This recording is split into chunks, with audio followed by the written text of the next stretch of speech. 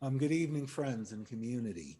I'm Dr. Clifton Sanders, Provost for Academic Affairs at Salt Lake Community College. And on behalf of Salt Lake Community College and President Denise Huffelin, I want to welcome you to our 2022 Martin Luther King Black History Month celebration here at Salt Lake Community College.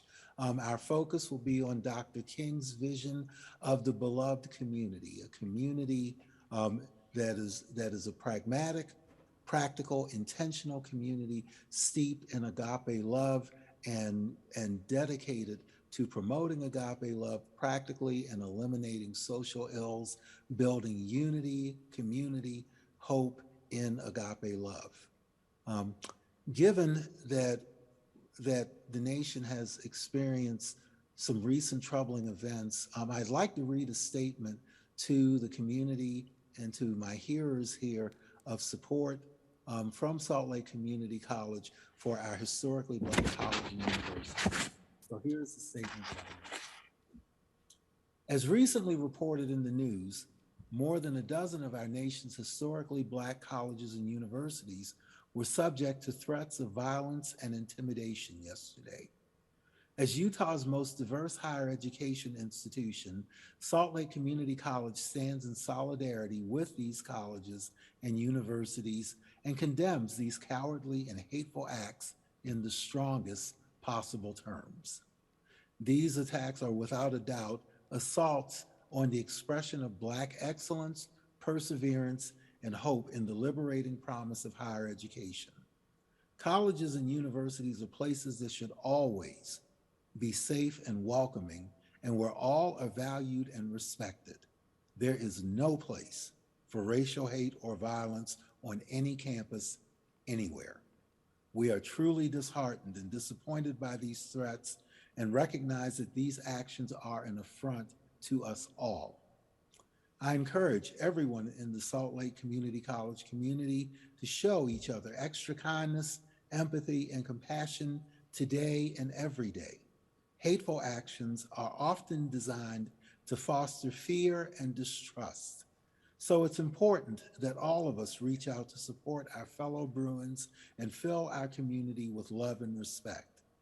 And if anyone is struggling in the aftermath of these divisive events, please do not hesitate to take advantage of our SLCC resources, particularly our Salt Lake Community College Center for Health and Counseling, which is available to students, faculty, and staff, and our Salt Lake Community College Employee Assistance Program, which is available to all faculty and staff. And I'm reading this on behalf of President Denise Huffelin, who welcomes you, and we stand in solidarity with our historically Black colleges and universities. On to tonight. Um, Again, it is great to welcome you to Salt Lake Community College for our celebrations and reflections on Dr. King's vision of a beloved community. I want to mention at this point that tonight's presentations are done in partnership with Brawley Arts, and that includes the Black Social Change film and the dance presentation by Natasha Washington, Ain't I Beautiful, Ain't I Black?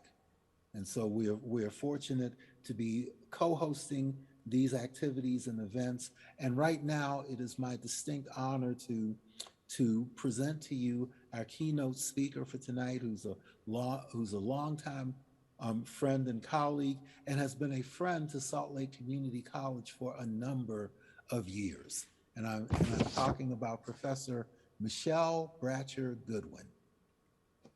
Michelle Bratcher Goodwin is a chancellor's professor at the University of California, Irvine, and founding director of the Center for Biotechnology and Global Health Policy. She is the recipient of the 2020-21 Distinguished Senior Faculty Award for Research, which is the highest honor bestowed by the University of California. She is also the first law professor at the University of California, Irvine to receive this award.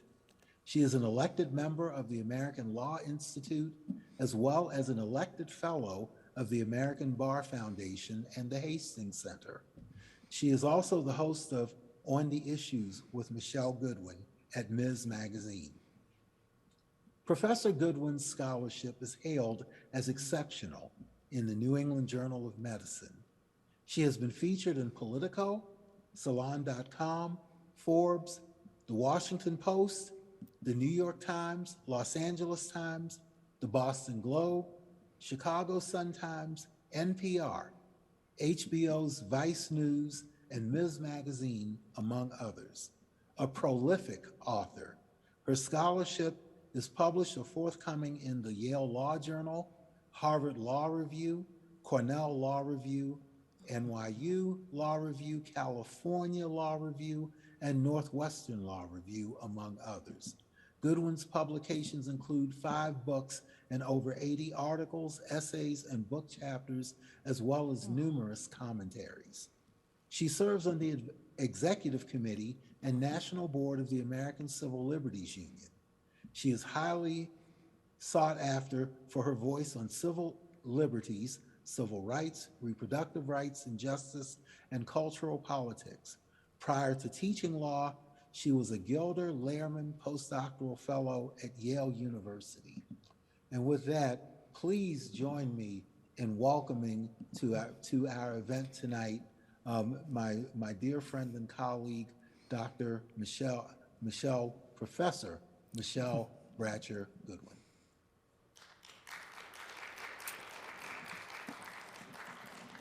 Let me say, it is my honor and it is a privilege to be here. And so I want to thank all of you from Salt Lake Community College, the program committee for this year's King Celebration, the Burley Arts community, and those of you who are tuning in at home.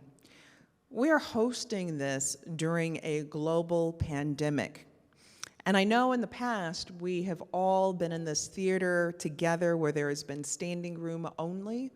I think it seats, about 1,100 people. I remember the last time that I was here, that there were people who wanted to get in and there were no seats left. And so we have adapted because we are nimble people. And if there are any lessons from African Americans, from indigenous people, it is the ability to adapt. And before I begin my talk this evening, really my conversation with you, I want to tell you a little bit about the flow of the program for this evening. You'll hear my lecture, and then we will see a presentation that I just cannot wait to celebrate with you all, that will be performed by Natasha Washington. And then we're going to have a panel discussion from individuals who will be in the film. And in fact, in between that, right after Natasha's performance, we're actually going to see a film that some of you may have already seen. I've seen it 3 times already. And it so grounds the importance of why we are here today, to celebrate a beloved community, to be inspired by and to aspire to having a beloved community. And we'll have our panel discussion, and then we'll close. My talk today is about letters, law, and love from Dr. King and the beloved community. And my talk pays homage to Dr. King, his broader legacy, and the pioneering work across and with coalitions, his efforts to build a beloved community. Dr. King cared not only about racial equality, but also equality for and among all communities, religious communities, women, all people. Interestingly, Bayard Rustin, the seminal architect of the March on Washington for Jobs and Freedom, was openly gay and one of Dr. King's key strategists and allies. Most people think about Dr. King's legacy, in fact, as being substantially rooted in his monumental speech at the Lincoln Memorial during the March on Washington in August of 1963. Many people believe Dr. King's life and sadly his legacy ended there at the Lincoln Memorial. Now that would have been a fine way to punctuate a career in civil rights. By that time, he had already been arrested more than a dozen times. He had been beaten, tortured, really. He had been spied upon by the federal government at the direction of J. Edgar Hoover. He had been surrounded by Americans who were sick and tired of being sick and tired. Famously, Fannie Lou Hamer was able to tell her truth because he surrendered to her the microphone that had been given to him, where she talked about being sick and tired, about the apartheid that she lived in Mississippi. There are Americans who came out from all backgrounds who too believed in the promise of a beloved community, and that the United States could live up to its promise of a beloved community and indeed what is imprinted in its Constitution. And surely Dr. King hoped that exactly 100 years after the Emancipation Proclamation went into effect, that equality could finally be realized. All of that I'm sure he probably thought about while at the Lincoln Memorial. But as you all know, his life and legacy did not end there. And yet in 2022, the very concerns that motivated Bayard Rustin and the organizers of the March on Washington percolate today. Voter suppression, environmental injustice, police violence, economic distress and joblessness, segregated public schools. Right now, they're talking of banning of books written by Rosa Parks and Dr. King. We're concerned about, or should be concerned about, unaffordable housing, health care that's out of reach for far too many Americans, and then the stereotyping and stigmatizations that persist. And let there be no doubt, Dr. King cared about socioeconomic equality that reached to all Americans. When we think about poverty, we have to pay attention to Appalachia, and certainly Dr. King did the night before he died, speaking to sanitation workers who wanted fair wages. These were all the matters that were on Dr. King's mind throughout his journey in civil rights and his work towards achieving a beloved community, throughout his activism and advocacy. And in my talk today, I want to call your attention beyond the March on Washington to Dr. King's broader mission of a beloved community and highlight why it matters. And with that, I want to talk about the important precipice on which we stand in the wake of these times. We're at a time of promise. Possibly one more barrier to segregation or one more barrier to integration will fall. And there I'm talking about possibly a black woman will sit on the United States Supreme Court. And wouldn't that be great to strike down one more blow against segregation?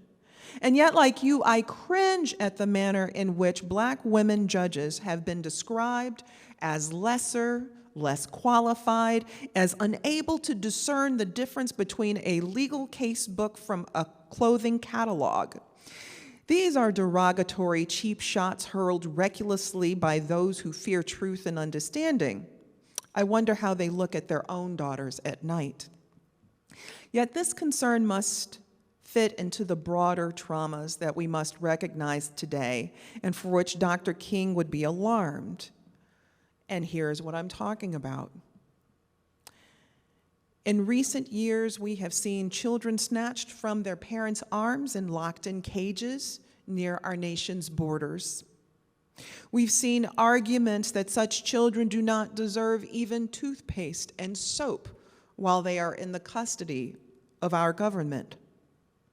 We have seen Muslim bans, and I am sure Dr. King would have protested those.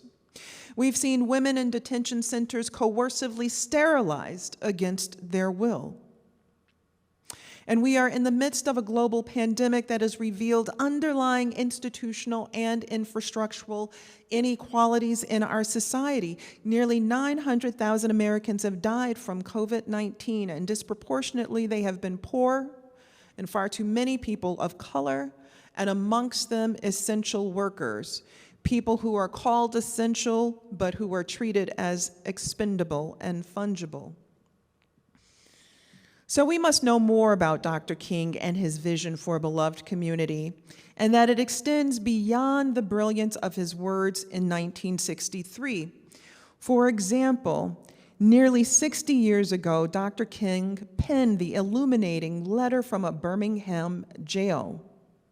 The profundity of the letter cannot be ignored, nor the space from which Dr. King wrote it, incarcerated after peacefully protesting to advance civil rights for Black Americans.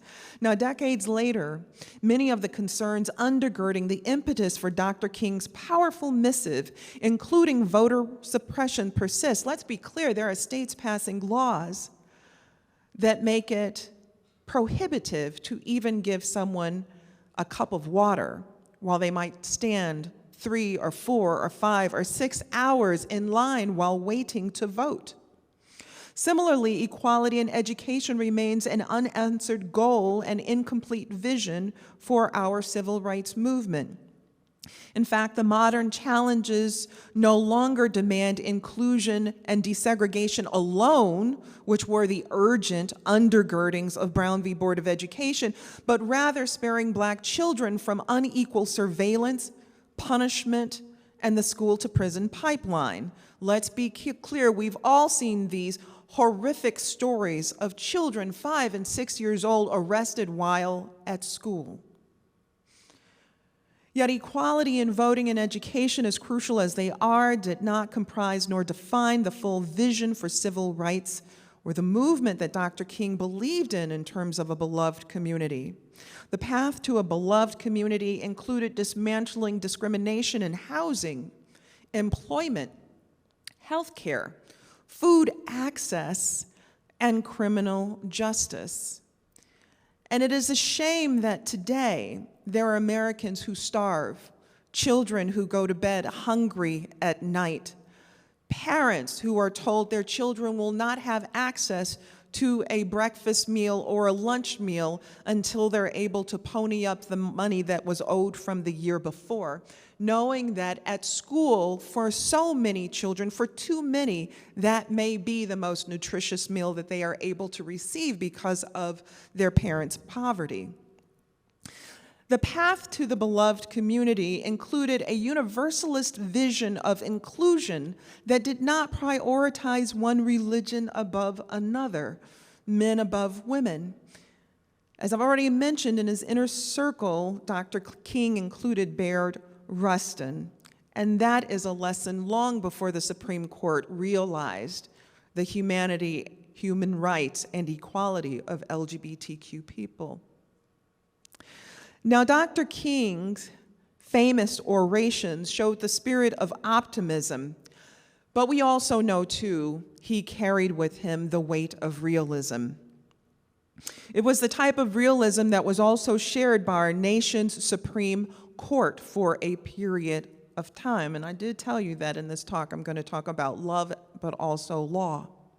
According to Justice William O. Douglas, who died long ago but lived during the time of Dr. King, there are cases which have come before the United States Supreme Court, his words, not mine, that depict a spectacle of slavery unwilling to die. This coming from Justice Douglas. And he said that part of why it is that we see this comes from law itself, and I concur.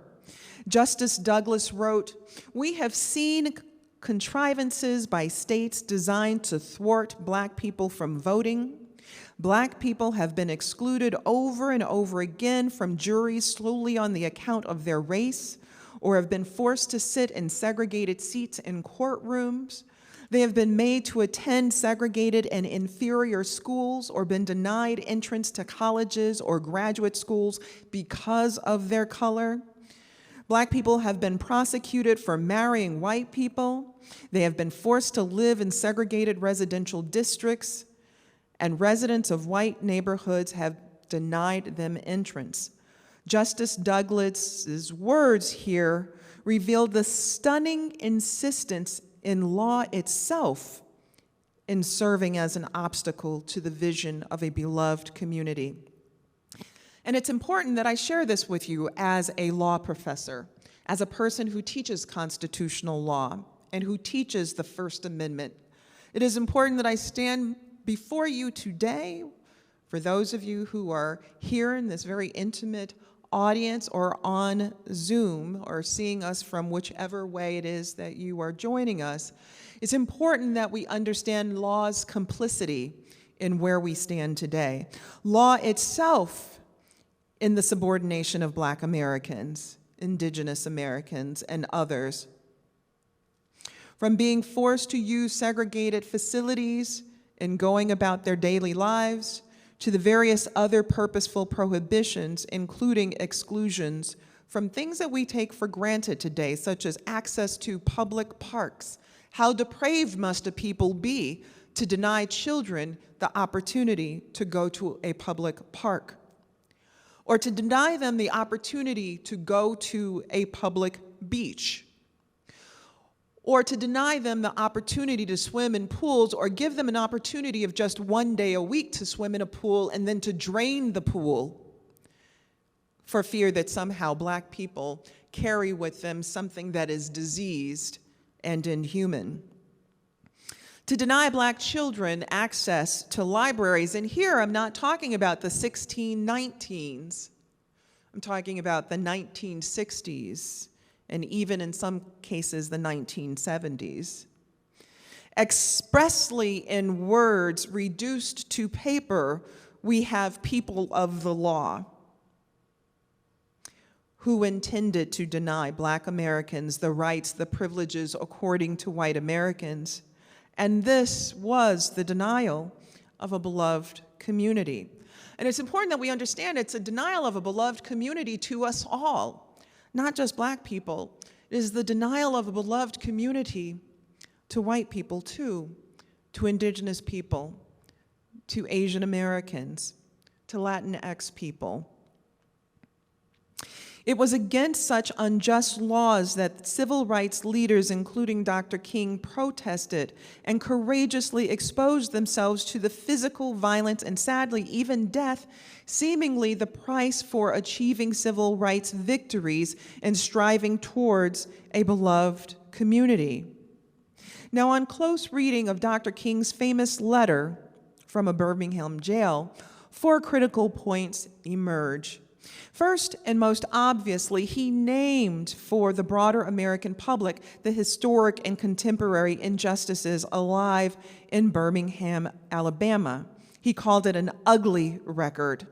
He talked about police brutality. He talked about it being sanctioned and really quite public in the United States because everybody saw it.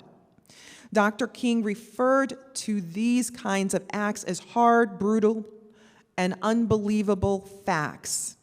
And second, Dr. King in the letter points to the recalcitrance of politicians unwilling to bend law towards the arcs of justice.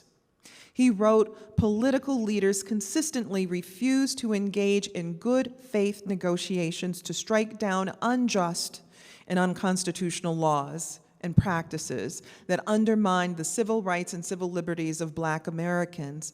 And as such, local and state laws left Black communities with no other alternatives than to galvanize and protest. And third, while his message directly recognizes and names the brutality of white supremacy and supremacists, the letter from a Birmingham jail is notable. It's notable because it's not only directed at extremists. And in fact, he makes a point of saying, this letter really isn't about extremists. We know that the extremists are out there. Instead, what he was so deeply concerned about were the individuals who were complicit in Jim Crow. Dr. King wrote, shallow understanding from people of goodwill is more frustrating than absolute misunderstanding from people of ill will. Lukewarm acceptance is much more bewildering than outright rejection. In other words, the unequal society that Dr. King protested persisted as much due to the equivocations and inaction of people who purportedly held goodwill towards racial equality and its achievement, but instead persisted in their complicity in holding back and doing very little. Now, I've probably given you already enough to chew on here, and I know that you're probably very excited, as I am, to see Natasha Washington perform, but I did say that there were 4 points to the matter of thinking about Dr. King and his letter from a Birmingham jail, and of course how this all fits in thinking about a beloved community. And fourth, like Justice Douglas, Dr. King centers the unanswered inequalities that define Jim Crow as unresolved byproducts of American slavery. He ties segregation, economic injustice, police violence, and various other forms and harms of what Black people had experienced to the institution of slavery. That is, the unpaid labor of Black Americans is not a passing point in American history, but perhaps the point. Dr. King put it this way: for more than 2 centuries, Black foreparents labored here without wages. They made cotton king, and they built the homes of their masters in the midst of brutal injustice and shameful humiliation. We are at a time in which there is contestation and denial about what these histories represent, and they are important for us to remember.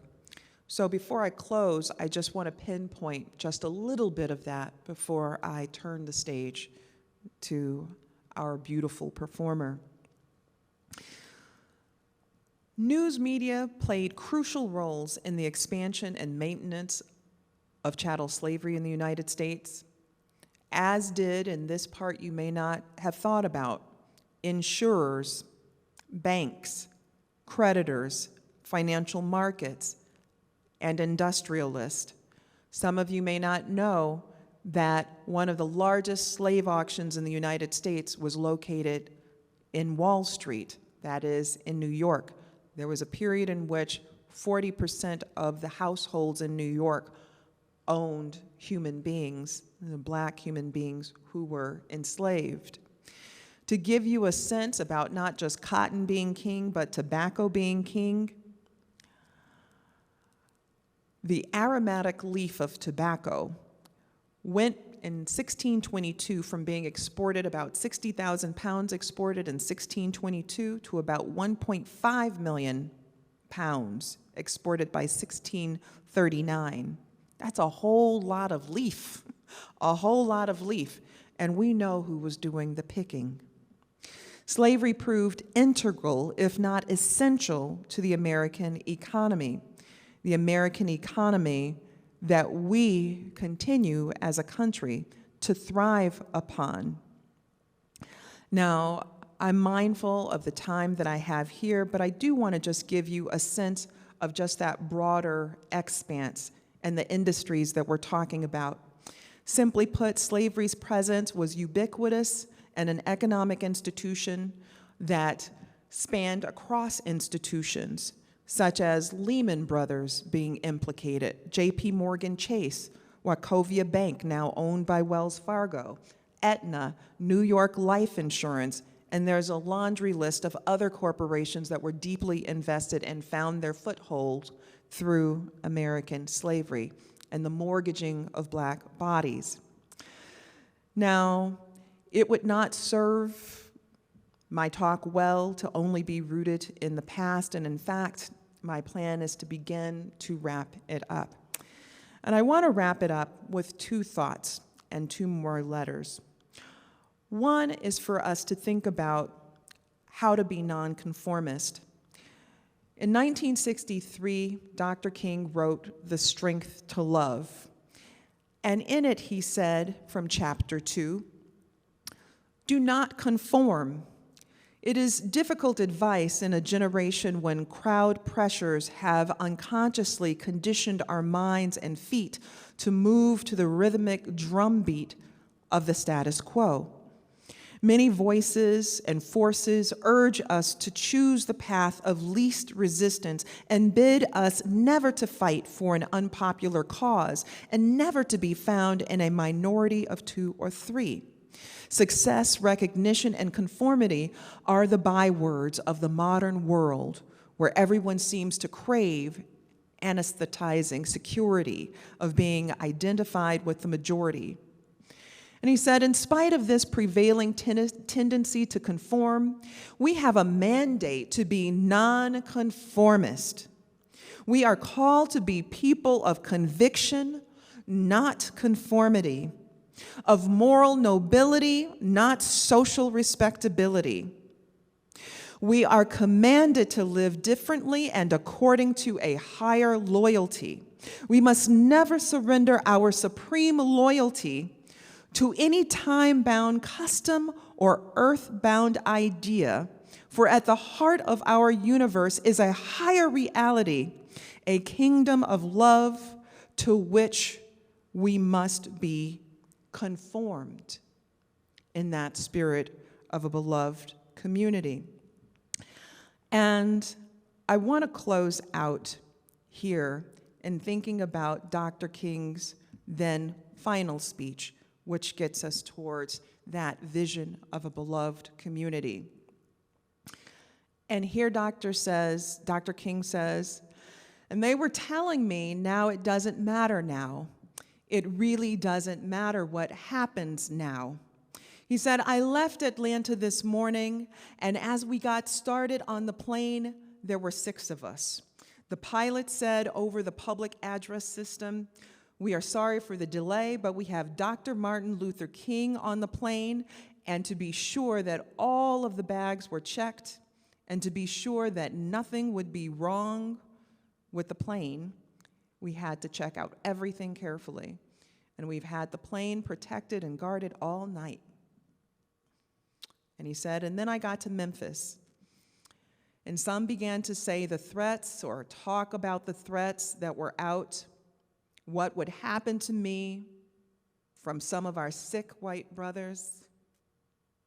He said, well, I don't know what will happen now. We've got some difficult days ahead, but it doesn't matter with me now because I've been to the mountaintop, and I don't mind. Like anybody, I would like to live a long life. He said longevity has its place, but I'm not concerned about that now. I just want to do God's will. And he's allowed me to go up to the mountain. And I've looked over, and I've seen the promised land.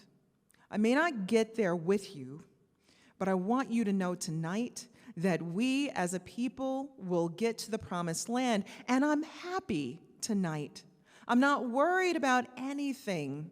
I'm not fearing any man. Mine eyes have seen the glory of the coming of the Lord. What a powerful vision and reflection for a beloved community. Now I want to welcome to the stage Natasha.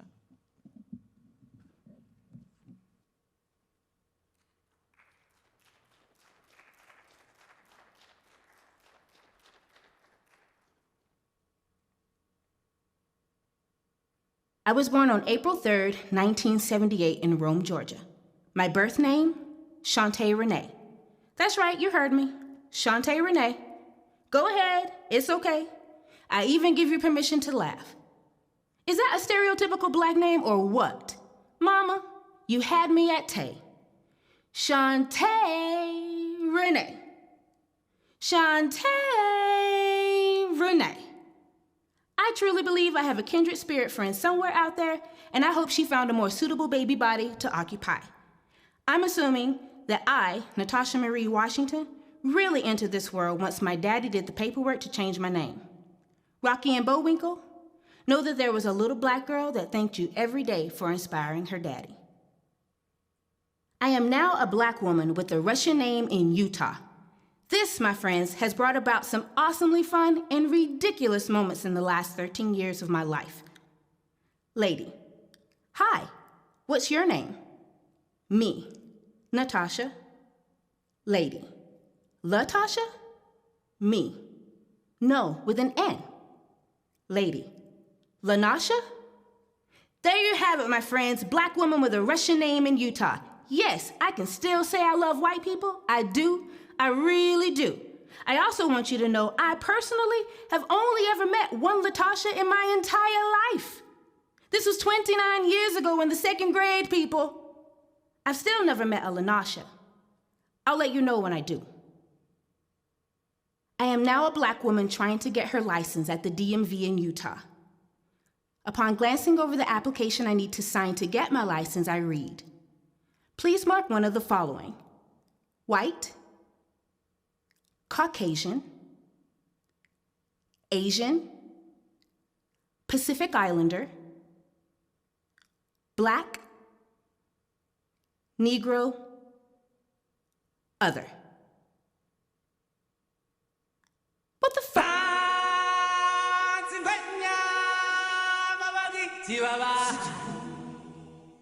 Did that just happen? I am now a black woman in dance in Utah. There have been challenges based on my genetic makeup, assumptions based on the color of my skin, and letdowns based on my physique. Despite the frustrations, a whole new world has been opened up to me because of dance, and I am grateful every day because of it. I can now look at you and say, I am black. I am a woman. I now consider myself a Georgia Utahn. I am a dancer. I am a homeowner. I am a damn good cook. I am an educator. I am a sister. I am a daughter. I am a friend. I am a choreographer. I am the Penguin Lady. I am many more things, but one thing that will never change about me is I am black and I am beautiful. Ain't she beautiful? She too black. She too beautiful. Beautiful. She too black. Ain't she? Ain't she beautiful? Ain't she? She ain't beautiful. She too black. Too beautiful. Too beautiful. She ain't she? She ain't she? She ain't is she? Ain't she beautiful? She too black. Too beautiful. Ain't she? She ain't she? Ain't she? Ain't she too black? Too beautiful. Too beautiful. Beautiful. Full booty. Too black. Ain't she beautiful? She ain't she? Ain't she? She ain't beautiful. She too black. Too beautiful. Ain't she? She ain't she? Ain't she? Too black. Ain't she beautiful? Ain't she beautiful? Beautiful. She too black. Ain't she beautiful? She ain't beautiful. She too black. Ain't she beautiful? She ain't she beautiful? She ain't beautiful. She too black. Ain't she beautiful? She beautiful. She beautiful. Too black. Ain't she beautiful? Ain't she? She ain't beautiful. She ain't too black. Ain't she beautiful? Ain't she? She ain't beautiful. She ain't too black. Ain't she beautiful? She ain't she? She ain't beautiful. She too black. Ain't she? She ain't beautiful. Is she? Ain't she? She ain't is she? Ain't she? She ain't she? Is she? Is she? Ain't she? Is she? Ain't she? She ain't she? She ain't she? Ain't she? She ain't she? Ain't she? She ain't she? She ain't she? She ain't she? She ain't she? She too beautiful. She too black. Ain't she beautiful? She beautiful. She full booty. She too beautiful. She beautiful. She bound beautiful. Bound beautiful. She black. Bow beautiful, bow beauty, bow, she too black, beautiful, bang, ain't she, bow, she black, she beautiful, she shoot, she shoot, too black, she too beautiful, ain't she ain't black, she ain't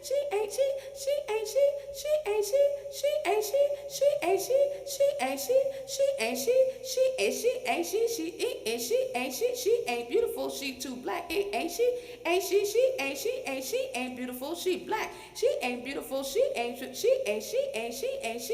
black, she ain't beautiful, she ain't beautiful, she beautiful, she ain't black, she ain't beautiful, she beautiful, she ain't beautiful, she too black, she too beautiful, but too beautiful, too black, too booty, too black, too black, too booty,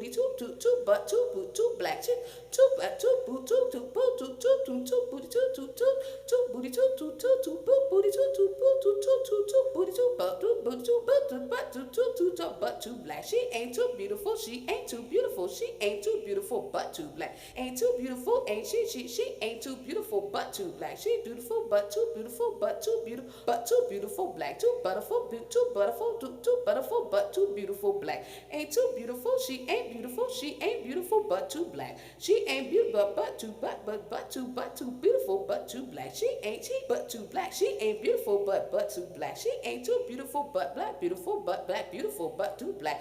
Ain't she beautiful? She ain't beautiful. She ain't beautiful. She ain't she ain't she she ain't she ain't she she ain't she she ain't she she ain't she ain't she she ain't she black. Ain't she beautiful? She ain't beautiful. She ain't she ain't she black. Ain't beautiful. She ain't she ain't she black. She ain't beautiful. Ain't beautiful. She ain't beautiful, but ain't she black? But black and beautiful and but full booty and but and full booty and full booty and but full booty and full beautiful and black.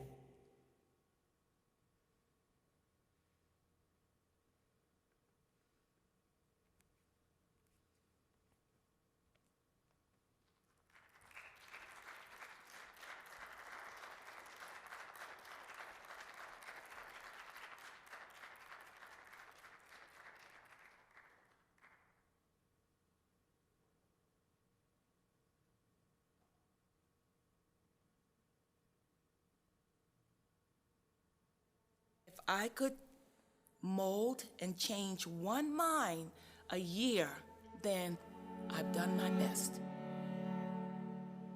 Utah has and is undergoing a lot of social change of necessity. My mother always taught me kindness rule the world, and I believe that. People change not because they see the light, but because they feel the heat. You are somebody. Don't let anybody make you feel that you are nobody. All of the rest of my life, and probably till they throw some dirt in my face, I will use education as my weapon to change the world. The beloved community articulated by Dr. Martin Luther King advocates nonviolent social change to create civil, equitable, and harmonious communities. In the words of Dr. King, the beloved community is a global vision in which all people can share in the wealth of the earth. King wrote, "Let us fight passionately and unrelentingly for the goals of justice and freedom. Let's be sure that our hands are clean in the struggle. Let us never fight with falsehood and violence and hate and malice, but always fight with love, so that when the day comes that the walls of segregation have completely crumbled in Montgomery, that we will be able to live with people as their brothers and sisters." To this day, many are not treated equally, nor are they afforded the rights, privileges, and opportunities that others enjoy. America is a country of laws, beginning with our country's Declaration of Independence in 1776. We hold these truths to be self-evident. That all men are created equal. That they are endowed by their Creator with certain unalienable rights. That among these are life, liberty, and the pursuit of happiness. Unfortunately, not all U.S. citizens have been afforded these rights. These persecuted groups, through nonviolent social change, move our society closer to Dr. King's hope of the beloved community. In the words of the late civil rights crusader, John Lewis, "Though I may not be here with you, I urge you to answer the highest calling of your heart and stand up for what you truly believe." In my life, I have done all I can to demonstrate that the way of peace, the way of love and nonviolence, is the more excellent way. Now it is your turn to let freedom ring. We do not want our freedom gradually, but we want to be free now. Free at last! Free at last!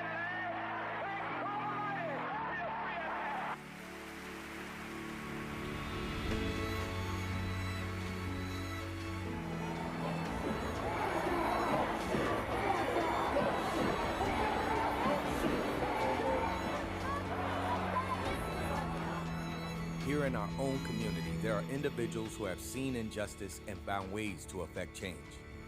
They, like King and Lewis, embrace nonviolent protests. This type of protest comes in the form of education, civic engagement, mentorship, activism, voting, and loving kindness. My birthing process into the world began in 1861 on a slave block in Louisville, Georgia. My great-grandmother was 4, and she was seeing her mother sold, and something rose up in her that has been passed down from generation to generation to generation. It's called Rebel with a Cause. There were 4 children, young girls, who were in Sunday school in a church in Birmingham, Alabama, and some white racists bombed the church and killed the 4 little girls. At the time that they were killed, I was 13, so I was shook. In October of that same year was the first time someone ever called me nigger, and I broke his nose. We came back to the States when I was 15 to Great Falls, Montana, to a military base. I am walking home from Girl Scout meeting, and as I got to the end of the fence, green truck passed, and I went down. 3 days later, I woke up. I'd been shot in the leg, was paralyzed for 6 months. My father had been receiving threats because he was a flight line chief, and so they couldn't get to him. They shot one of the children, and I just happened to be one walking alone.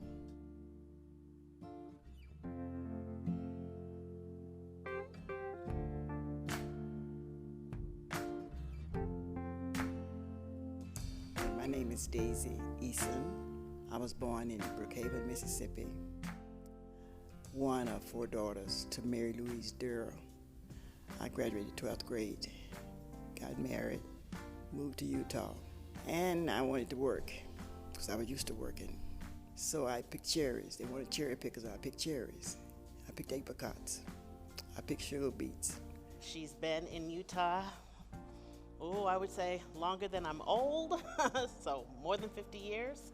She was the first woman, African American mechanic at Hill Air Force Base. I had 11 children, 10 daughters and 1 son. They all went to school here in Utah.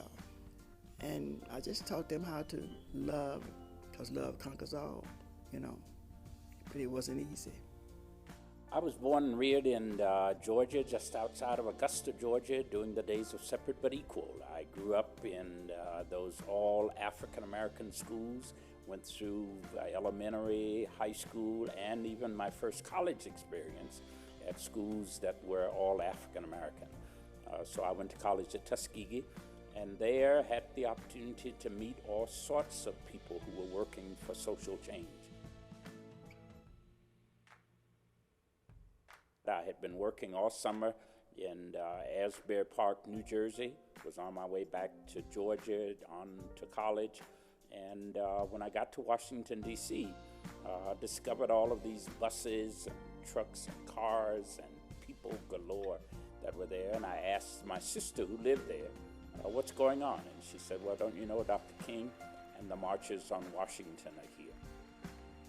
Later on, I met Dr. King one-on-one as a student at Tuskegee, interviewed him as a part of my assignment as my college newspaper, and then was a part of the march from Selma to Montgomery. How long? Not long. Yes, sir. Because no lie can live forever. Yes, sir. How long? Not long. How long? Because you shall reap what you sow. Yes, sir. How long? Not long. I'm glad that the Lord put it in my heart to be a teacher in 1st grade, because in 3rd grade, that's when I went to Westport Elementary. And I got on this bus, and I went, I don't know how many miles out of my community, Cherry Hill. The teachers didn't look like me. I don't recall seeing children look like me. And I later on remembered that if you weren't smart or pretty, you were shunned. And I was neither. I wasn't smart, and I surely wasn't pretty. So education for me was a blur, 3rd, 4th, 5th, and 6th grade. Every day I'd get on that bus, go back home, and I would get my affirmation who I was from my family. It was so bad with my education that 6th grade, according to their system, I failed. My oldest daughter was going to high school, and she came home and threw her books on the bed because she was so upset. Her counselor said, "You're not college material, and you will never make it through college. You might as well take a trade." So the next morning, I didn't go to work. I didn't tell her what I was going to do. I went to the school and said, "How dare you tell my daughter that she cannot be a teacher?" She wanted to be a teacher. She said, "I just want to be a school teacher, Mama." I said, "How dare you tell my daughter that? You're supposed to encourage students, not tear them down, you know?" She apologized to my daughter. I got into junior college, met my husband, came to Utah, landed on planet Utah in '72. My first experience, Crestville Elementary.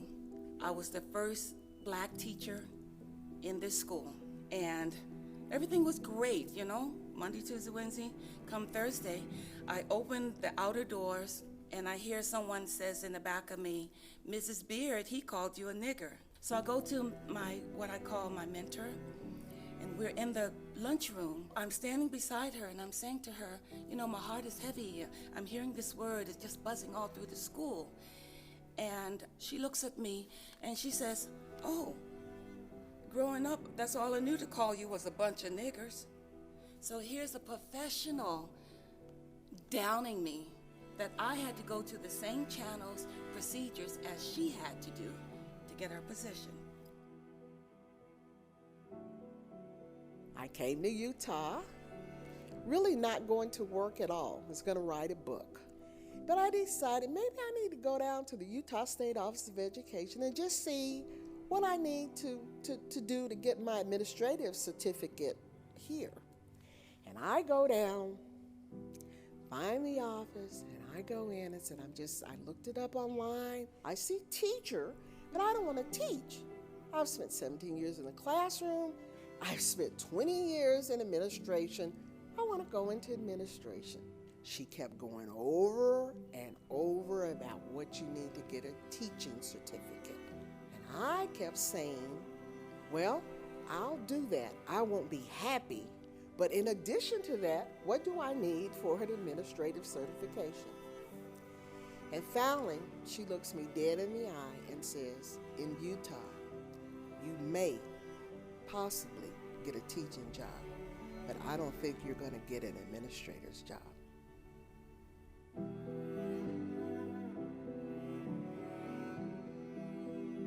After I was marching with Dr. King and participating in the social change movement to such a degree, I got a nice letter from the dean of Tuskegee inviting me not to come back next year.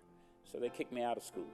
And if you got kicked out of school and were African American back in the middle 1960s, you also are guaranteed to get a second letter from Uncle Sam. And the day I got my notice, my draft notice, I enlisted in the Air Force. I was an aircraft mechanic and spent those years keeping a fighter aircraft in the air. When I got out of the military 4 years later, I decided to go back to school. When I was graduating in 1972, was recruited by the University of Utah to come to Salt Lake City to teach. The university had rented for me an apartment, and I had paid a deposit and had a telephone installed, only to discover that the landlord would not allow me to move into the apartment. I'm not sure why. I think it might have had something to do with skin color. I can't prove that. So the first problem that I discovered here in Utah was that there was no fair housing legislation on the book. So while going to school and working at the university, I got involved in the community, and we got a fair housing bill passed in the Utah State Legislature. I started there, took $4 million to increase the number of ethnic minorities and underrepresented groups, i.e. girls, in advanced placement classes. I then got promoted to coordinator, first and only African American in the State Office of Education to reach that position. And I worked there for a while, and then I decided to write that book. So at the time, Davis County wanted a multi-purpose committee, and they wanted me to spearhead it. It was all these teachers of color, and I said, we all got a story to tell. So I told about this, had to take math 3 times because I was determined to be a teacher. So there was this young African-American lady sitting next to me. And so I look at this young lady, and she's looking at me, and tears are in her eyes. So I said, oh Lord, what's going on, So we all looking at her. So she said, I have a story to tell.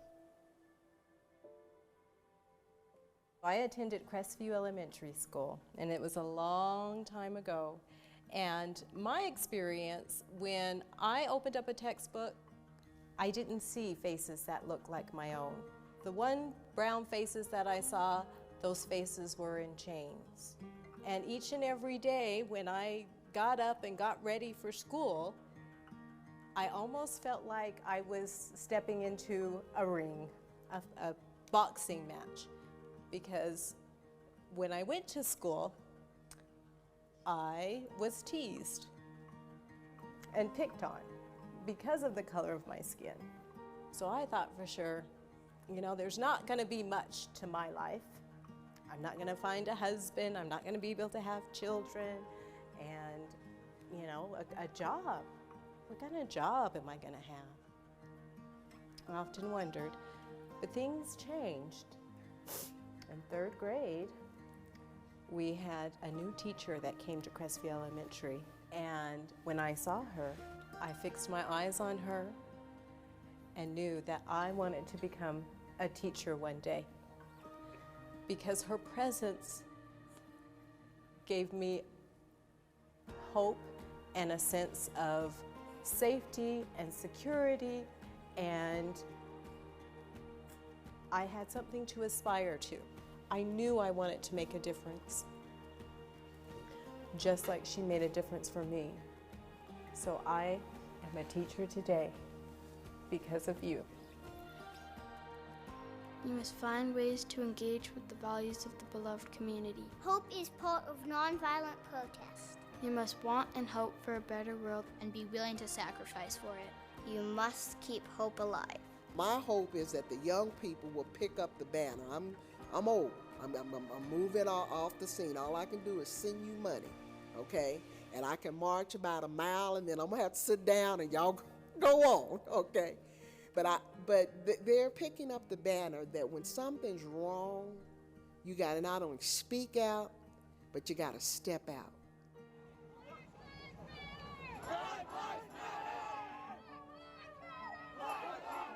My name is Deja Gaston. I was born here in the Salt Lake Valley. I'm half black, half Asian. My dad's from West Africa. He was born in Ivory Coast, and my mom was born in Laos, which is Southeast Asia, next to Vietnam. I have been involved with a lot of different protests and educational forums, speak out events that were directly correlated with LGBTQ+ movements, climate change movements, the Women's March that we do here in Salt Lake. And now it's the fall 2020, and the past few months have been very much so the perfect storm. This is not a riot, this is an uprising. Seeing videos again of people who are of a darker complexion, people that have my complexion, have like no chance of essentially seeing the next day because a cop is sitting on someone's neck, or someone's getting shot in the back how many times over. And this is happening here in Salt Lake, and that's why we're on the streets every single day marching and protesting for Black Lives Matter or literally any other injustice. You must find ways to engage with the values of the beloved community. Hope is part of nonviolent protest. You must want and hope for a better world and be willing to sacrifice for it. You must keep hope alive. One of my friends, she said something really mean to me and it hurt my feelings. She said, I don't like playing with people with brown skin. I only like to play with people with white skin. I don't like to play with you because you have black hair. I'm a beautiful girl. I love the way I look. And it feels good to have black skin. I love myself.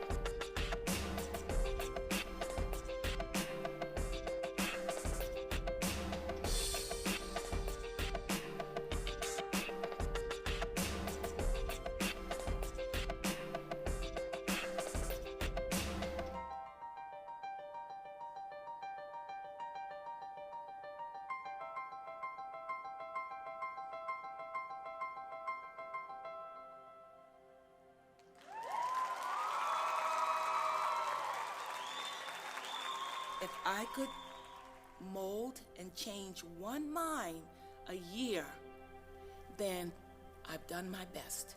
And this will be the day. This will be the day when all of God's children will be able to sing with new meaning, my country, 'tis of thee, sweet land of liberty, of thee I sing. My biggest hope for change in the future is that people begin to respect each other. And to respect that there are differences and that those differences need to be respected and honored as much as possible for the common good. Now, with hope comes education, of course. It demands that people are thoroughly prepared so that they are then ready to, as the ground swells, make the upwardly mobile move. If I were to tell some kid who was curious about how to participate in any way that they could with any of these issues, regardless of it being racial, environmental, economic, social, all of these together, I would tell them that it doesn't matter how much you give, it's just the fact of you giving something. In the final days of Representative John Lewis's life, he wrote, "When historians pick up their pens to write the story of the 21st century, let them say that it was your generation who laid down the heavy burdens of hate at last, and that peace finally triumphed over violence, aggression, and war. So I say to you, walk with the wind, brothers and sisters, and let the spirit of peace and the power of everlasting love be your guide. Land where my fathers died, land of the pilgrim's pride. From every mountainside, let freedom ring. And if America is to be a great nation, this must become true." What are you gonna do for change?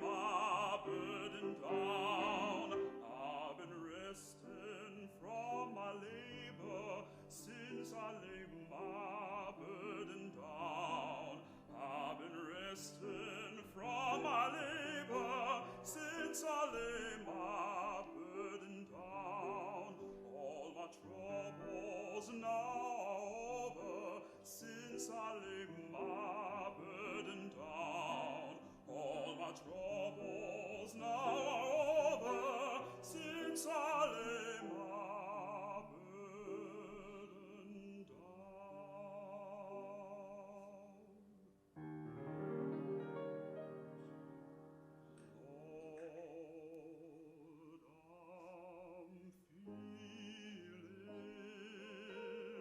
so much better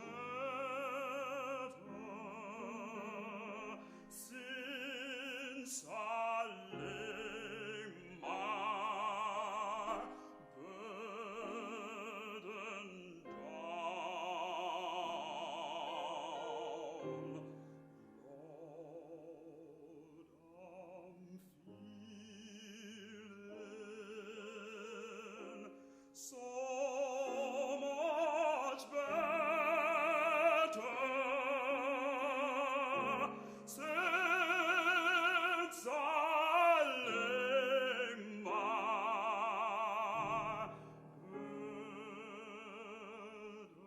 burden down. Glory, glory, hallelujah, since I lay my burden down. Glory, glory, hallelujah, hallelujah, hallelujah. Glory, glory, hallelujah. We have all been honored by seeing that film, and it pays such a tremendous honor and homage to Dr. King and his fight for, his persistence in the drive for a beloved community to be achieved in this country. We have with us those stars, superstars from that film, from that documentary. And I am just so happy to be in conversation with you. And I want to start first with you, Dr. Brenda Burrell, that fighter, that puncher. Did you notice that at the end? She was punching. What does the beloved community mean to you? I can't breathe. Those were the words uttered by George Floyd, May 2020. And perhaps that was a call to action for some of you. But my call to action was years before. The first year, I was a teacher in a school district that was integrating the school district. There were fights, massive fights, every day. There was 5 minutes in the classroom, and the rest of the day was spent breaking up children fighting or adults fighting. I kept telling the kids in the 5 minutes, if something's going down or something's about to go down, come get me. Come get the teacher. The 4th week of school, Jonathan, little skinny white boy, comes flying into my room, turns, slides in. Miss, come quick. The niggers are fighting. And I take off running. 300 students were arrested that day. They were black, white, brown, and Asian. But at the end of the day, as I sat weary at my desk, I thought to myself, if I can teach Jonathan to come get the teacher when you need help, and obviously he learned it because he came. He did. Maybe I can teach him things like all men are created equal and humanity and compassion. Today, Jonathan is a retired minister. Look at that. Who taught love, peace, joy, and calls me mom. That's the beloved community. Oh my goodness. So many lessons to unpack there, and the beauty that he's still in your life. Amy, who helped bring us this amazing documentary and film.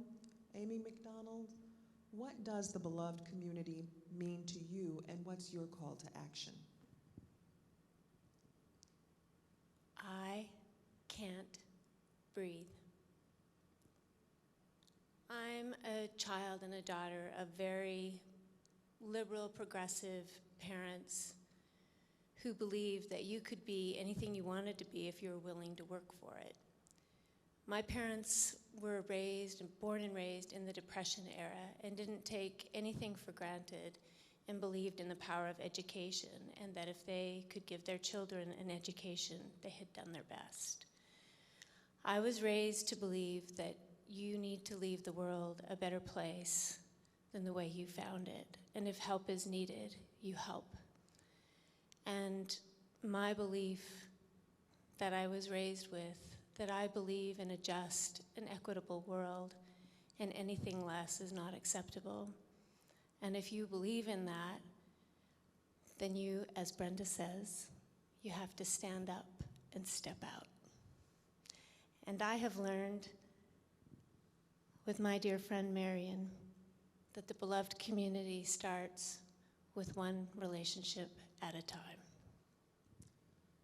That's so powerful and so true. And we can see that manifest in our lives. Seated next to you is Deja Gaston, whom we also saw in the film. And she's at every protest, from the Women's March, fighting for the environment, making sure that there is representation across every specter and for our environment. Deja, for you, what constitutes a beloved community? I can't breathe. I think about that phrase a lot, especially back in 2020. I think one of the things that led me to where I'm at now is, one, like in the film, I said my parents were both born in completely different continents, and we also have roots here in the United States. And so not only is there a sense of solidarity with communities here, but internationally, I have my own solidarity with the oppressed across seas. But really, what I keep thinking about in my call to action is organizing. And I'm not talking about putting your drawers away. I'm not talking about that kind of organizing. I'm talking about what happens after people mobilize in the streets and they're done, winter comes, and not as many people are out. People look and they ask me, they're like, what's next? And I say, well, one thing that we have a problem with is that we're disconnected from our own U.S. roots and our own history. So I want you to pick up that W.E.B. Du Bois, Black Reconstruction. I want you to read. Let's have a historical analysis that brings us to our concrete conditions today. And that is the first step, is that education. Because taking that education, that theory, and putting it together with organizing and mobilizing is what brings us together in a collective field of solidarity with our community. And it helps us to push our demands that we have and the struggles that we're living with further and forward to have really what I believe is full liberation for the nationally and gender oppressed here, even in Salt Lake. Thank you so much for that, Deja. Seated next to you is Mother Daisy Eason, who we also saw in the film, a pioneer from Mississippi. My maternal grandparents were from Mississippi. And Mississippi rings true and deep in my heart when I think about just what Black people had to endure in that state, not being able to vote, In fact, being threatened with arrest and sometimes lynched and murdered when trying to do so, being denied an education, being denied access to parks, swimming pools, and so much more. You came out of Mississippi, and then you arrived here, and you were pioneering here. So Mother Daisy Eason, I want to hear from you. What makes a beloved community for you? I can't breathe. I came here, my husband and I married a young man, and just to get out of Mississippi. And I moved to Utah. And I've been here ever since. All my kids were born here and raised here. And really and truly, if you give love, love will come back to you. I want to always let my children look at me as something positive, nothing negative. I had 11 children, 10 daughters, 1 son, no dropouts, no going to jail. They're not what I would like for them to be, but thank God they're not what they could be. And raising my children was a joy in my life. Thank you so much, Mother Daisy Eason, who talks about how raising her children were a joy in her life, and having those 11 children, 10 daughters, and 1 son, and the fighting that you did for your children, which we hear about in this documentary too. It is inspiring. Now at the end of this row right here, somebody that you all know on TV. You do, you've seen her. If you've paid attention to what's been happening in Salt Lake generally, at Salt Lake Community College, then you know Marian Dora Howe. She's a friend of mine, she's a leader, she's an organizer, a galvanizer. There's so much more that I could say, but I know that she'd want me to get on with the program. So with keeping that in mind, then I want to ask you, Marian Dora Howe, then tell us, what does a beloved community mean to you? I can't breathe.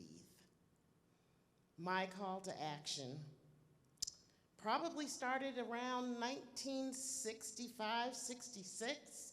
I grew up in Boston, Massachusetts, where Michelle went to law school, Boston College Law School, shout out. Shout out. And it was a place where Martin Luther King and his soon-to-be wife, Coretta, were in school. Martin was at BU working on his PhD, and Coretta was at New England Conservatory. She had a beautiful soprano voice, soaring voice. And annually, she would travel the country doing these freedom concerts, raising funds. As you know, nobody thinks about how they bailed out everybody who got arrested at the non-violent protests. She was raising money, singing. And she would come to Boston, to Jordan Hall, it was on the campus of New England Conservatory, and performed Friday and Saturday. But on Sunday afternoon, she would come back to 12th Baptist, and she would give an afternoon tea, that's what they called it.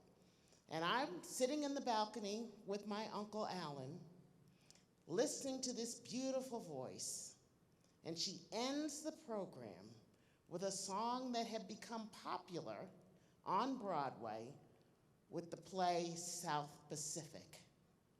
And the words are, you've got to be carefully taught to hate and fear. You've got to be taught from year to year. You've got to be drummed. It's got to be drummed in your dear little ear. You've got to be carefully taught. You've got to be taught to be afraid of people whose eyes are oddly made and people whose skin is a different shade. You've got to be carefully taught. You've got to be taught before it's too late, before you are 6 or 7 or 8, to hate all the people your relatives hate. You've got to be carefully, carefully taught. When she finishes, she stands in the curve of the piano and she waits until you could have heard a pin drop in that sanctuary. And then she said, spoke the words I'll never forget. If we can teach hate, surely we can teach love. And so as a child, I have an awareness that there is a fight for justice. There is a fight for peace, and that I needed to be a part of it. And so if we can teach hate, we can teach love. And that is the lesson of the beloved community, that we have to love one another, even when we don't agree, even when we don't understand. We need to love one another for humankind's sake, because love can change the world. Otherwise, we are the architects of our own destruction, and we will not survive. And love can change the world, and perhaps that's part of the reason why, as I've mentioned before, in law, the efforts to keep people from being together, from being able to love each other, the very, resistance to that found within states' laws that banned interracial marriage. And then in 1967, the Supreme Court striking down those laws, those anti-miscegenation laws that barred people of different ethnic backgrounds from being able to be together, to love together, to be in marriage together. It's a very powerful theme that you have brought together, a message of love as being the strongest weapon to tear down all of those messages of hate. And so I want to start off with you, Dora, and then I am coming to our distinguished panel behind as well. But I want to start off with why this message of love as spearheading this program. Love really is the strongest weapon we have in a civil society to change things. And we have to begin to talk about it. And we also need to confront our history and speak the truth, educate ourselves. Black history is American history. I'm growing up in Boston, where the first battle for the Revolutionary War happened, and the first person to give his life was a black man, Crispus Attucks. Crispus Attucks. But you don't hear that name. You don't know that story. What we hear in the books is Paul Revere's Midnight Ride heralding that the British are coming. And here it was Crispus Attucks who laid his life on the line.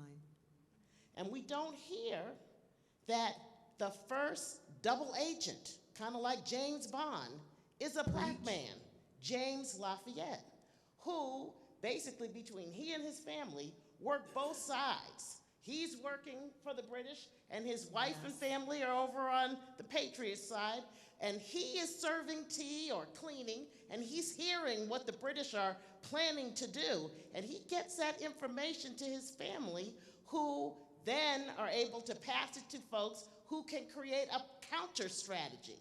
And without that double agent, we may have lost the war. Nobody knows that story. But I knew that story, and I'm sharing it in my high school. Went to a girls' Episcopal boarding school, you know. We're doing American history, and I've raised my hand, and I'm sharing these stories, and the teacher asked me to leave, and I had to have my mother come. And of course, she had, you know, she came with bibliography, all the stuff she teacher did. needed to She read. brought the 'Cause receipts. My mother's a law professor, you know. Okay, so she brought the receipts. Yes, she did, and got me out of trouble. But the teacher didn't want to deal with me, so I had to be assigned to another classroom. But see, that's also the challenge that we find ourselves in today, which is also why it's so important that we have this documentary at a time in which people are looking to roll up the carpet and to blind themselves to the histories, these global histories, Deja, you mentioned a commitment to thinking about matters globally, right? Not just locally. Why is that important to you? I've been thinking about the way that different sectors of our class are specially exploited and specially oppressed. And I've been thinking a lot about the women's struggle, especially coming this summer with the Supreme Court and what that means and who gets disproportionately impacted. And I thought a lot about the ways in which internationally we don't think about the woman in these like different countries that are also being impacted. I thought about so many things like healthcare and childcare and how in one way we're kind of lucky that this is even something that's presented to us. I think about the pandemic and when we talked about essential heroes or essential workers really who were on the front lines that weren't volunteering themselves, they had to work. No one talked about what about the essential workers, the garment workers in Bangladesh, in all of these other places that aren't the US who were working in ventilated places that didn't even get access to the masks that they were making for our own country. Those women who are also being specially oppressed weren't thought about. And keeping in mind, too, that that was part of Dr. King's vision, Dr. King traveled the world. Dr. King was in India, right? Part of the messaging that Dr. King had, his understanding about a sense of unity and about how there can be, even within communities, formations of hate, a lack of love. He brought all of that back and part of his vision about what it was that we could do in the United States. And to your point about women, this was key in Dr. King's vision too. In 1966, receiving an award from Planned Parenthood, where he talked about the importance of the women's rights movement being aligned with the civil rights movement and about how inhumane it was for women to go from agrarian economies and then to be stuck with 10 children, unable to afford them, and living in tenements of 1 or 2 bedrooms. This is what Dr. King wrote about proudly, and it is a message that people paper over, right? If we think about Dr. King only in 1963 and that important March on Washington, it's important, but Dr. King had much more to say about that. And to that point, yes, I'm getting there. To that point, I also, because you know, Dora, like directing from down at the end, well, we're about to get there. But to that point, I want to just ask Amy, and then we're going to jump back, about then what led you then to saying, okay, I have a role to play here, and I'm going to roll up my sleeves, and here's what I can do. Well, it's what Marion and I call the coffee shop story. I met Marion when she was a graduate student, and I was her teacher. I had the good fortune to be her teacher. And we hit it off, and Marion asked me to be her capstone advisor. And we met regularly to talk about ideas. And we met in a coffee shop one day, and there was Marion, this, well, you can tell this force, this presence, who was deflated. Her whole body was deflated. And I walked in, and I thought, oh no, something terrible has happened. And I sat down and I said, Marion, what's wrong? What's happened?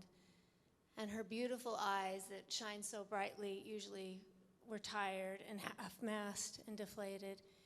And she shared with me significant acts of discrimination she had suffered in recent times.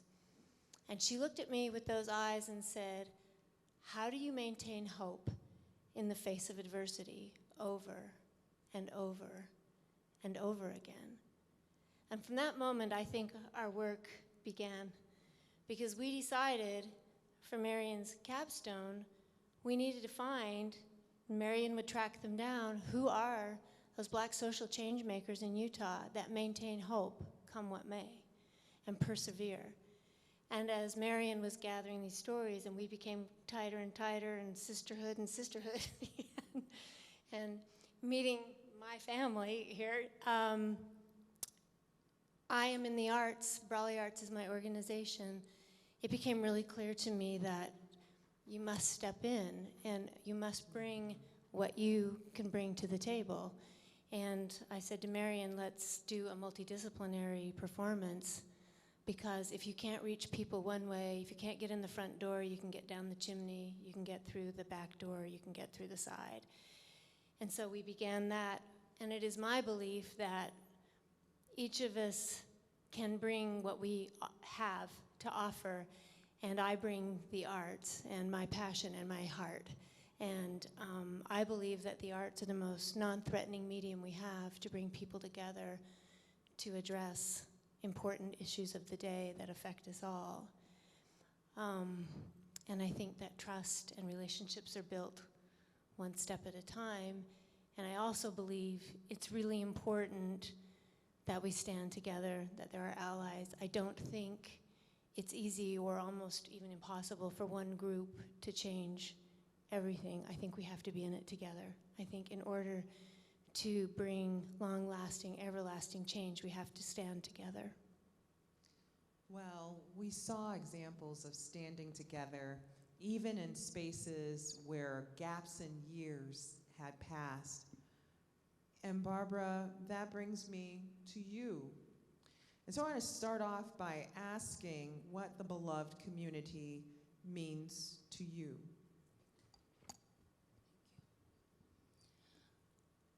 I can't breathe. My call to action probably started in first grade, when I really wanted to become a teacher in first grade. And you fast forward, Planet Utah. All of my education career was here in Utah. And so as not only as a classroom teacher, but as an administrator also, I wanted to instill in every child that was under my care the importance of integrity and having a positive character, and have an awesome good name, because your name will go further than you ever would go. So with integrity and building character, they can carve out their niche in society and be a viable, quality giver in society. And that is my call to action and my, if you will, take on beloved community. Oh, thank you so much. Now, Adrian, we got to hear part of your story and what connects you to Barbara. But I want to ask you, what does the beloved community mean to you? I can't breathe. My call to action started after I heard George Floyd utter "Mama." That had a profound effect on me. I was currently teaching a fourth grade class remotely because of the pandemic. And I went into mama bear mode and thinking, I have to protect my children. What can I do to protect my children? Because I am watching my students falling apart as we are attempting to conduct class remotely. I see that they are in pain, struggling. And so I decided I had to create a place and a space where we could come together and have authentic conversations about what was taking place around them. And so I started an organization that I call Sowing Seeds of Change. And we use a community garden as a vehicle to have authentic, real, uncomfortable conversations about injustice. We are in our second year. This past fall, there was an abundance of food. We were able to put those, the produce into arrangements and give to the community as ways to show appreciation for the things that they were doing. We were able to give them to families in need.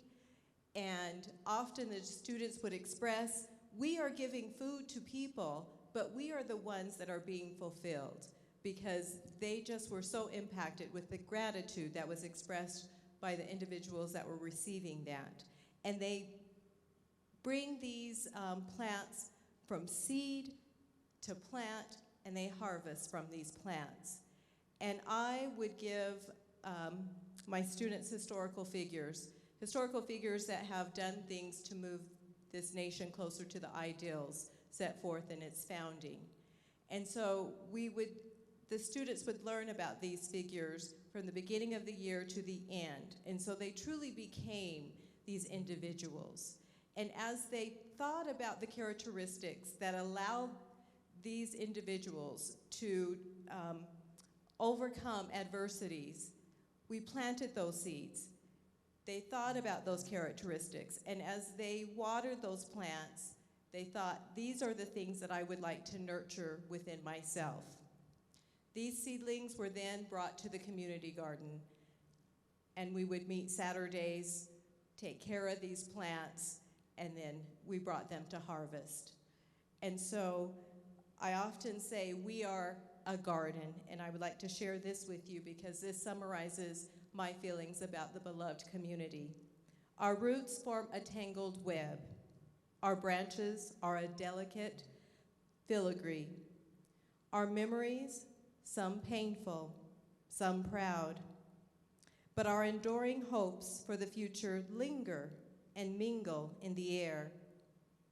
They become we, and we become a garden of friends, of family, of neighbors, a garden of Americans who turn and face the wind. Thank you so much. Thank you so much. Jack, I bring that question to you. What makes for a beloved community? I can't breathe. I can't breathe as Americans try to rewrite Black history and won't face the truths of our nation's battle with racism and equality. I can't breathe as parents and legislators battle critical race studies in our schools aimed at teaching the impact of racism on our society and therefore raising a new generation stuck in the mud, the mire of racism and ignorance. My call to action is perennial. As I've grown through the years, every year of my life, there's a call to action for equality. I spent many years at Salt Lake Community College, 30 plus years working with young minds, and it becomes increasingly important that we make sure that our young minds are fed the truth. And so if you continue to ignore racism and the impact that race has had on society, then you are bound to raise another generation of individuals who are ignorant. It doesn't matter what they do with the information, but you must give them the truth.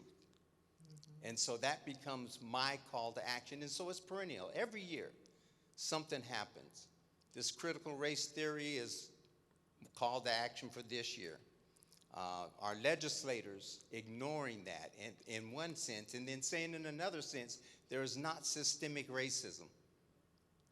The call to action is to work within the community and to try to make sure that people understand that there is an issue, and we need to face it, and don't raise another generation of ignorant individuals to the impact of racism and inequality. Thank you so much. And Dr. Jackie Thompson, I want to put the same question to you about what makes for a beloved community. Thank you. I can't breathe. My call to action came in 1982 when I served as a second grade teacher in Pocatello, Idaho. I was an African-American teacher with all white students. I was teaching them about Black history. I told them that in 1955 I would not have been able to be their teacher, that we would not have been able to go to McDonald's together. They said, "What? Miss Thompson, no." I told them about Rosa Parks and about Dr. King. I noticed that day as school came to an end that they appreciated a truthful and accurate history, that they appreciated knowing that they could be a part of the solution. I learned how impactful it was to them when they said to me, "Miss Thompson, today when we go to the bus stop, we're going to let all the black kids get on the bus first." I thought to myself, that is pretty powerful. That is a sign of the beloved community. When we empower our children, they know that they are part of the solution. That is why today we are working together to pass an ethnic studies bill so that students in kindergarten through 12th grade can learn about their histories, a truthful, accurate history. We are thankful to Representative Sandra Hollins and Senator Kurt Cullimore, who are getting ready to file this bill so that students will learn, and it will be in K-12 standards across our state. It will require also funding for teacher training, and teachers will be trained. They're doing the best they can, but you cannot teach what you do not know. And so once we empower our students and our teachers and our community, truly we will have a beloved community. Thank you. Put in such a fine way.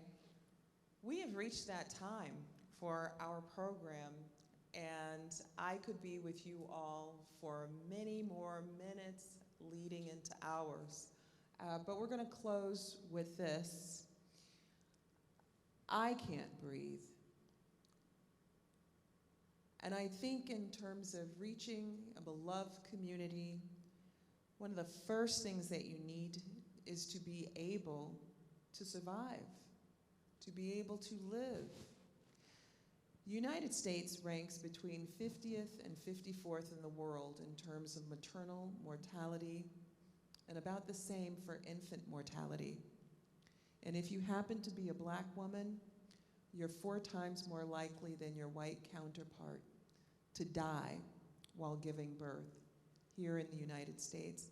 And that's a national figure. That doesn't account for certain counties in the United States where you might be 10 times more likely to die or 15 times more likely to die, and your children too. So I can't breathe so long as they can't breathe.